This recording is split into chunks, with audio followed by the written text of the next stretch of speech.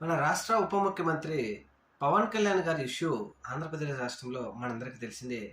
దానిని పవన్ కళ్యాణ్ గారు నా సినిమా కోసం, నా సినిమా మీద కక్ష కట్టి అందరూ ఏదో చేయాలని చూస్తున్నారు, మీ అంతు చూస్తానంటున్నటువంటి జనసేన అధినేత పవన్ కళ్యాణ్ గారు గానీ, లేదంటే జనసేన పార్టీ కార్యాలయం గానీ ఒక ప్రకటన విడుదల చేయడం టాలీవుడ్ ఇండస్ట్రీ మీద మనం చూసాం. అయితే ఈరోజు దిల్ రాజు గారు పెట్టిన సమావేశంలో ఆయన క్లియర్ కట్‌గా చెప్పింది ఏందంటే, ఏప్రిల్ 19 తేదీన గోదావరి జిల్లాకు సంబంధించినటువంటి జనసేన పార్టీ నాయకుడు అనుశ్రీ సత్యనారాయణ ఆయన ఈ ప్రతిపాదన తెచ్చి అక్కడ ఉన్నటువంటి థియేటర్ యజమానులందరితో మనకు గిట్టుబాటు అవ్వడం లేదు, మనం ఏదో ఒక నిర్ణయం వచ్చేంత వరకు థియేటర్లను మూసివేయవలసిందే అని చెప్పేసి ఆయనే నిర్ణయం తీసుకున్నాడని సంచలనమైన విషయం అయితే దిల్ రాజు బయటపెట్టాడు.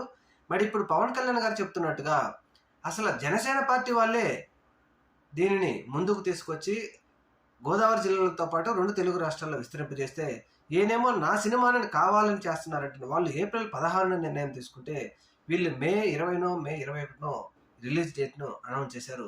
మరి ఏ మాట నమ్మాలని చెప్పేసి ఇప్పుడు పెద్ద ఎత్తున పవన్ కళ్యాణ్ గారిని విమర్శిస్తున్నారు. ఎందుకంటే దీనిని అడ్డం పెట్టుకొని టాలీవుడ్ ఇండస్ట్రీని బెదిరించాలనా? లేదంటే దీనిని సినిమా హైప్ కోసం వాడుకుంటున్నారా అని చెప్పేసి ఇప్పుడు టాలీవుడ్ పెద్దలు, అలాగే సామాన్య ప్రజలు కూడా ముక్కు మీద వేలేసుకుంటున్నారు.